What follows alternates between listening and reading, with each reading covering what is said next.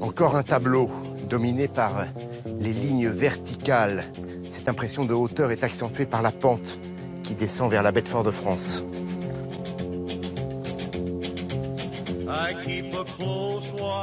Cet animal, j'ai l'impression de caresser une jambe d'éléphant. Et le son, écoutez. Y a quelqu'un ?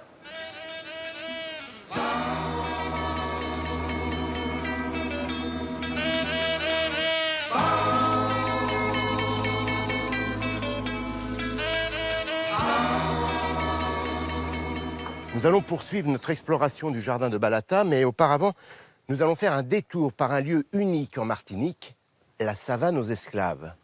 Un village créole dans lequel est évoquée la période la plus sombre de l'histoire des Antilles. Mais pas seulement. Vous allez aussi y découvrir toute l'ingéniosité de cette population de travailleurs qui a mis au point une pharmacopée à base d'essence locale dans laquelle les Martiniquais puissent toujours pour soulager leurs maux.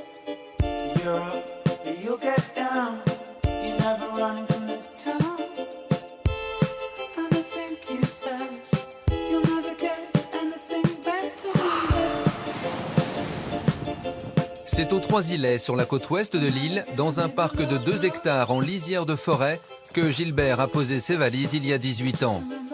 Il a reconstitué ici le village aux esclaves qui a existé pendant la colonisation de l'île. Le jardin, c'est ma vie. Alors, je suis en train de récupérer les plantes médicinales pour mon tisane, quoi. Parce que chaque jour, il me faut boire ma tisane, quoi.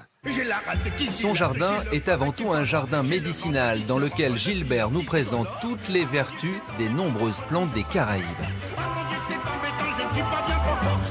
Alors, vous avez ici la toumo. La toumo, ça porte son nom parce que c'est une plante qu'on utilise à tous les maux. Alors, pour les digestions difficiles, l'état grippal, le rhume, les moelles de ventre, on utilise les feuilles ou la fleur. Les deux s'utilisent. Pour moi, c'est la maman de toutes les tisanes. Et un peu plus bas, là, une autre plante miraculeuse qu'ici on appelle le gros thym. C'est une plante excellente. Lorsqu'on a des piqûres d'insectes, parce qu'on est dans les tropiques, on a des moustiques de temps en temps. Par exemple, comme là, je vais montrer, faire une démonstration. Il faut juste l'écraser entre les doigts. Vous voyez, quand je l'écrase, vous voyez, ça devient toujours humide, c'est mouillé, c'est comme une lingette. Il y a de l'eau qui coule. Cette eau-là, qui sort dans la feuille, moi je le passe directement sous la peau. Comme ça, il n'y a pas de gratelle, il n'y a pas de bouton qui va s'infecter non plus, quoi. Parce que ça, c'est un antiseptique, quoi. Durant la colonisation, la présence et la connaissance de ces plantes étaient indispensables à la vie et à la survie des esclaves dans les campagnes. Les plantes médicinales, ça fait partie de notre patrimoine, de notre culture. Pendant l'esclavage même, les plantes médicinales étaient interdites aux esclaves d'utiliser. Mais nos ancêtres ont pu garder des connaissances de toutes ces plantes que vous voyez ici. Et aujourd'hui, malgré tous les médicaments proposés en pharmacie, les plantes médicinales connaissent un fort succès dont Gilbert se réjouit. Les gens reviennent au galop parce qu'ils ont peur du médicament encore. Il y a beaucoup d'effets secondaires encore. Alors il y a tout, parce qu'on a plus de 7000 plantes ici. Donc en Martinique, on a une pharmacopée vraiment très riche. Là ici, c'est curcuma. C'est pour l'inflammation dans les articulations. Alors ici, on a la verveine blanc, utilisée pour l'insomnie, le stress, l'angoisse et des maux d'estomac, quoi. Il est excellent. Il est dans la pharmacopée française aussi, la verveine blanche. Et pour entretenir ce beau jardin avec Gilbert, c'est à l'ancienne. Pas de traitement dans le jardin. Chaque fleur amène des coccinelles différentes. Avec les coccinelles qui vont se combattre entre eux. Et il n'y aura pas de maladie dans mon jardin, quoi. Et puis, je n'utilise pas de l'engrais, je n'utilise pas de pesticides. Et l'herbe arrachée dans le jardin avec la main. Dans son jardin, cet amoureux de la nature n'a que des plantes médicinales. Il a aussi des plantations de canne à sucre qu'il utilise pour réaliser la toiture des cabanes. Pour le faire, c'est pas sorcier. Alors, moi, je prends feuille, par feuille, et je tourne dessus. Et là, moi, je fais entrer un dans l'autre. En assemblant 35 feuilles, il va former un bouchon. Et là, on a un très beau bouchon. Alors, si on veut faire, par exemple, une toiture comme celui qui est là, il faut 3700 paquets comme ça. Ça, c'est du bon travail, quoi. Alors, quand il pleut, il n'y a pas une goutte qui va passer. Et même s'il fait 40 degrés, 45 degrés, c'est la même température à l'intérieur, quoi. Si Gilbert a reconstruit ces petites maisons, c'est parce qu'elles font partie de l'histoire de ses ancêtres. La Martinique a été colonisée en 1635 et l'esclavage aboli en 1848.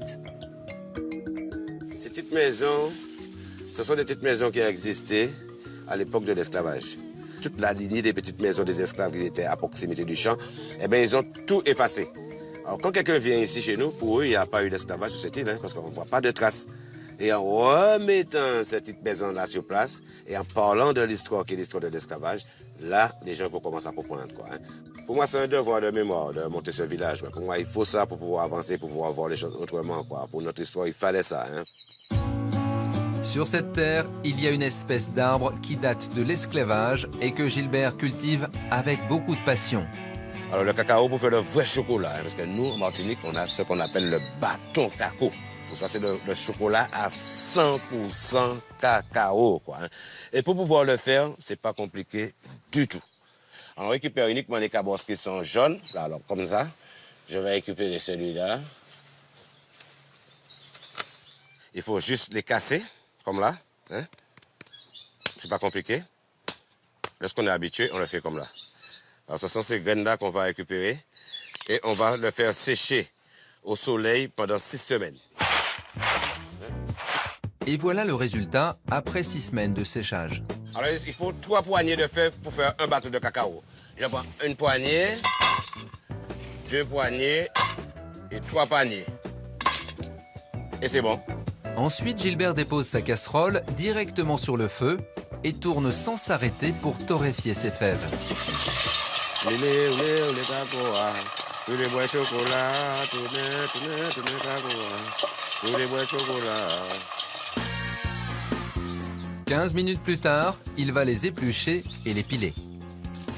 Les choses sérieuses commencent là maintenant. Quand on commence à piler, c'est 15 minutes, mais 15 minutes sans cesse.